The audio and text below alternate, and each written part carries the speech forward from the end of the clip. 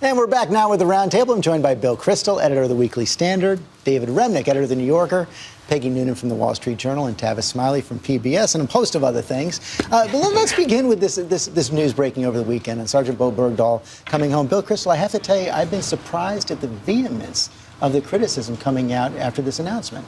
I've been impressed by the courage, actually, of the Republicans who are willing to criticize what is, I think, an unfortunate deal made by the President of the United States. Obviously, everyone's happy to have Sergeant Bergdahl back, and therefore it takes some political courage, I think, to say, wait a second, let's look at the long-term national interest of the country. Let's not just say, as Susan Rice said twice, it's a joyous occasion. I was very struck by that. She didn't say what normally the President, I'd say, of a country that has to make a really difficult and unfortunate decision like this says, which is, we hated having to do this. We know we don't want to set a precedent, but in this case, we made a very reluctantly made a decision. They're just spinning this as if it's a wonderful day for America. Is it really? I think that's a fair point in terms of the rhetoric, but I guess, David Remnick, the question is, what is the alternative? Senator Cruz said there was another way to get him home. Well, I think, look, it's a joyous occasion that he's coming home, but it's an ambivalent occasion overall, and you have to acknowledge that. But what Mike Rogers says seems to me absolutely wrong. After all, what would those mollycoddling, terrorist-friendly Israelis do? The Israelis have released prisoners that they know to have killed people, their own people, on any number of occasions, for the reason of bringing home their own, for political reasons, for humanitarian reasons. So the idea that this is somehow unprecedented in the history of the West is just wrong. But I think you have to acknowledge that you're releasing people that are bad actors, killers in some instances, and that has to be acknowledged. This war's coming to an end, thank God. What were we supposed to do? Leave our American soldier in the custody of the Taliban? What was the alternative? Complicated, Peggy Noonan, because Ambassador Rice says there are assurances there that these Taliban are not going to return to the battlefield, but can't specify what they are. Yeah, and we're just not sure what will happen. It is hard to keep people who have been hardened terrorists and professionals and high up in their organization. It's probably going to be quite a job to make sure they don't go back to mischief. This, I think, is the cloud that comes on this story. There's the beautiful light of the fact that this young man, an American soldier, is coming home. But there is also this sense that if you are trading 5 known bad guys, terrorists, for the soldier, you have just told terrorists in the world and the Taliban, we can tell you now how to get your people out of Gitmo. It's take an American soldier. I'm glad Peggy raises Gitmo, because this is the one conversation that is not on the table as yet. Like everybody else on this round table, I certainly celebrate the fact that Sergeant Bergdahl is coming home. But it underscores the fact that halfway through President Obama's second term, this campaign promise has not been kept. Gitmo is still open.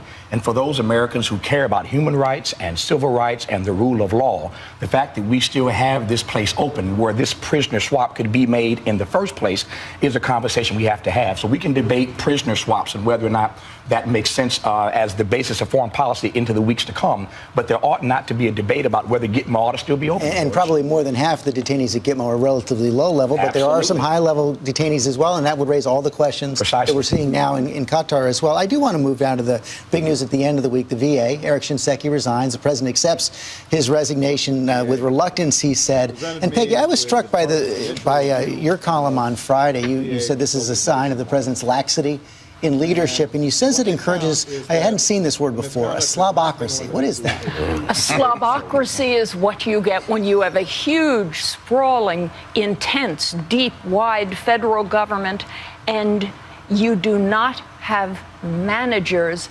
slapping it into shape each day. Being a visionary is a good job, making speeches is a good job, but you actually, if you are an executive, and the president's the chief executive, have to be trying to slap this thing into shape each day. The VA scandal is systemic. I mean, I think that's very clear. It's not new. It's been going on for years, but it has worsened in the past 3 or 4 years.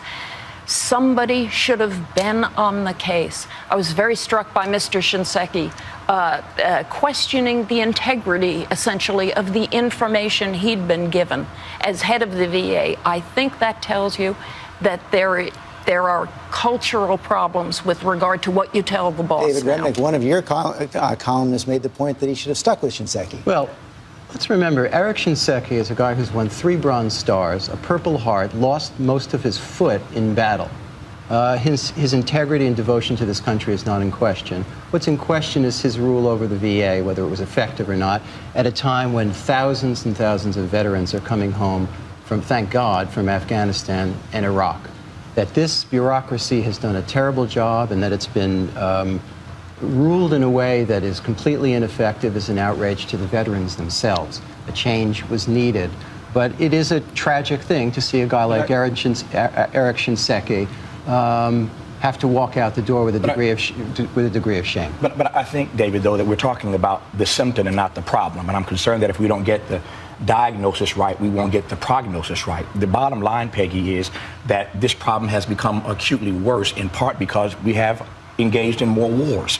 When you engage in more wars, you're going to have more veterans. And the more veterans come home and they are reliant upon a system that is dysfunctional, that doesn't have the capacity to support them, to give them what they need, you can change the Secretary of Veterans Affairs every 6 months. But the more wars, the more veterans, and if the system isn't equipped to deal with their needs, this problem is going to continue and get worse still. But more veterans have come back and they've gone to college. And how have they gone to college? They got the GI Bill. And you know what? There's no crisis of veterans getting into college. The VA is flawed because it's a failed big government bureaucracy. You can't fire anyone. It's gotten more money each year under President Obama. Its rate of increase of funding has gone up faster than the number of people they're serving. The VA needs to be fundamentally reformed. And one way it could be reformed is to, in fact, let people take a voucher and go to a hospital, the same hospitals we all go to, instead of having to go to the VA to get special services. I'm not saying it shouldn't be reformed. I want to fundamentally reform the VA and reduce it. Privatize, yeah, just like we do the GI Bill. Do you think there needs to be a veterans university? And furthermore, I would keep some centers of excellence for research on special things that affect veterans, some centers of treatment. That's fine. There is no need for a huge veterans administration hospital. I'm not suggesting there ought not to be reform, but privatization bill is not the answer to everything. And the fact of the matter is there are veterans coming home who are falling into poverty more and more every day. It is shameful the way we treat our veterans. Here's the real problem. The problem is this issue becomes significant for us when veterans don't get the health care they need. And we want to play politics with this, but there are millions of Americans every day who are being failed by a healthcare system that Republicans want to repeal every bit of progress we are making to serve everyday people, whether they're veterans or not. If they got a generous voucher to use to purchase the health insurance they need or the health care they need, how would that be failing veterans? Well, we're going to have to take a break right there in that silence.